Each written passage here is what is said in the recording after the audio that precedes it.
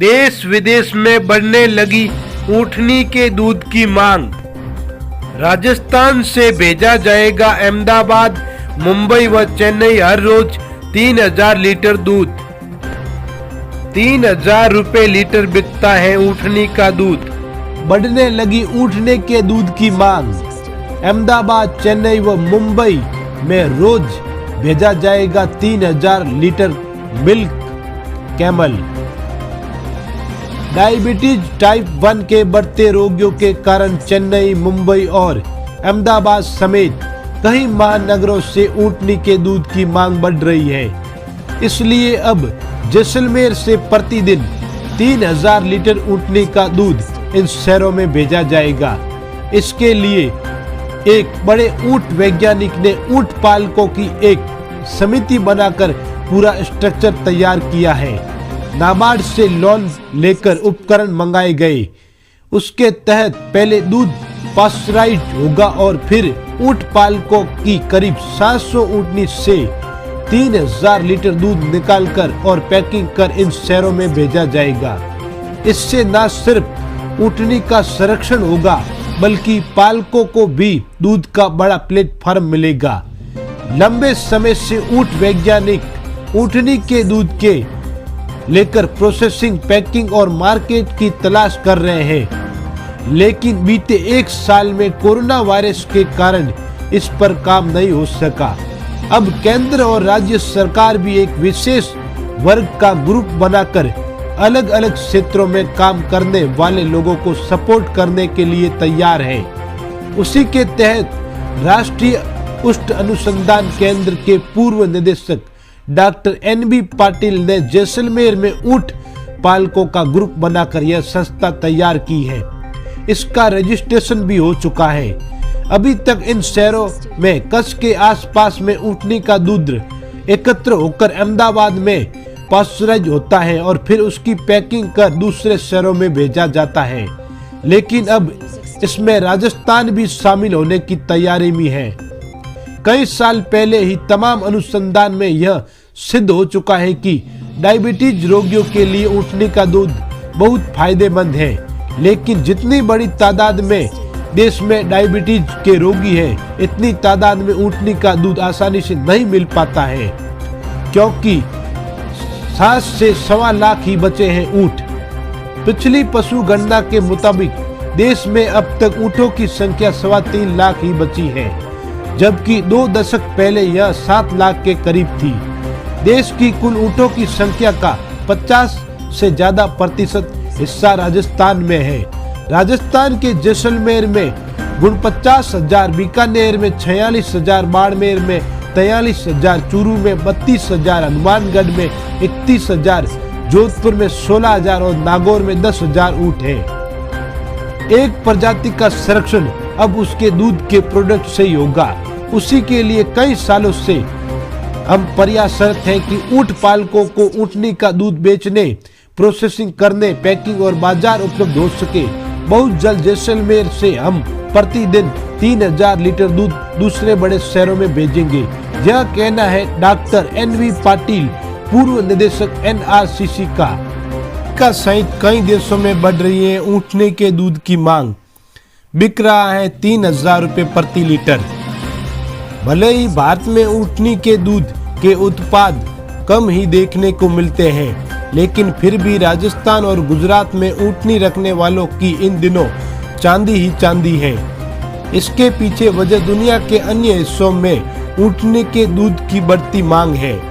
राजस्थान और सूरत के लोगों को 1 लीटर ऊँटनी के दूध, कैमल मिल्क दूध के बदले में 3000 रुपये तक की आमदनी हो रही है।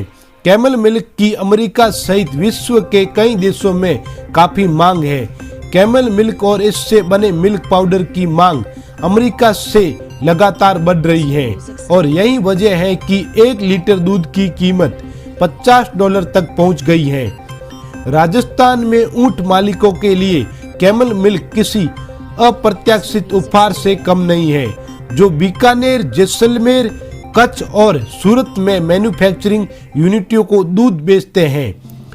दूध को 200 मिली के टेट्रा पैक में बेचा जाता है, जबकि प्रोसेस्ड पाउडर को 200 और 500 ग्राम के पैकेटों में भरकर बेचा जाता है। ई कॉमर्स ने इसे आसान बना दिया है, जहां बायर्स और सेलर्स जुड़े होते हैं। एक कंपनी 6000 लीटर कैमल मिल्क हर महीने Amazon.com पर बेचती है। कंपनी 1 साल पहले ऑनलाइन दूध बेचना शुरू किया था। कंपनी के पास 150 दुग्ध पालक अपना दूध बेचते हैं, इसलिए खास है ऊँटनी का दूध। आज के समय में कैमल मिल्क काफी स्पेशल है। ईरान की Masad university of medical sciences के शोधकर्ताओं का कहना है कि कैमल मिल्क में गाय के दूध की तुलना में कम लैक्टोज होता है और इस तरह यह उन लोगों के लिए अच्छा विकल्प है जो ज्यादा लैक्टोज नहीं ले सकते। यह डायरिया का कारण बनने वाले वायरस का एक अच्छा उपचार है। यह ऑटिज्म, जोड़ों में दर्द, मधुमेह, डेंगू के इलाज के लिए बेहतर माना जाता है। एक अध्ययन के मुताबिक कैमल मिल्क में इंसुलिन की तरह का तत्व होता है और इससे जानवरों में इंसुलिन की जरूरत कम हो जाती है। हालांकि इंसानों पर असर को लेकर अध्ययन नहीं हुआ। कैमल मिल्क कई तरह के संक्रमण से भी बचा सकता है। इसमें कई पोषक तत्व होते हैं। यह आसानी से पच भी जाता है। विश्व दिव्यांग विकलांग दिवस के मौके पर आवाज मानव सेवा संस्थान फलोदी ने की विचार संगोष्ठी आयोजित। आज फलोदी में विश्व दिव्यांग विकलांग दिवस के मौके पर सामाजिक न्याय एवं अधिकारिता विभाग फलोदी के परिसर में आवाज मानव सेवा संस्थान की ओर से एक विचार संगोष्ठी आयोजित की गई और उसमें 9 दिव्यांग जनों को अतिथियों ने आवश्यक उपकरण वितरण भी किए। कार्यक्रम को संबोधित करते हुए नगर पालिका उपाध्यक्ष सलीम नागौरी ने बताया कि राज्य सरकार आपके हितों के प्रति संवेदनशील है और उन्होंने गहलोत सरकार को धन्यवाद दिया और कहा कि गहलोत सरकार ने पहली बार नगरीय निकाय में राजनीतिक प्रतिनिधित्व दिया है, जिसके कारण कई दिव्यांगों को फायदा मिला है।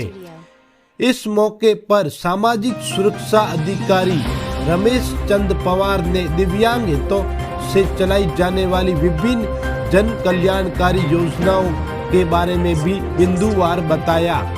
मानवाधिकार कार्यकर्ता गोवर्धन जयपाल ने विकलांग अधिनियम के बारे में बताकर और कहा कि निःशक्त जनों के हौसले को दाद देनी होगी, जो हर समय हर समस्या से निपटने के लिए आगे रहते हैं। इस अवसर पर संस्था संरक्षक भैराराम मकवाना ने ऐसे लोगों को हो रही समस्याओं के बारे में बताया और कहा कि प्रशासन को इनकी समस्याओं को सुनकर निराकरण कर हर समय मदद करनी चाहिए। इस अवसर पर संस्था के अध्यक्ष राधेश्याम प्रजापति ने सभी आगंतुकों का स्वागत किया और समस्याओं को बताया। संस्था सचिव साबिर अली ने संस्था का प्रतिवेदन प्रस्तुत किया।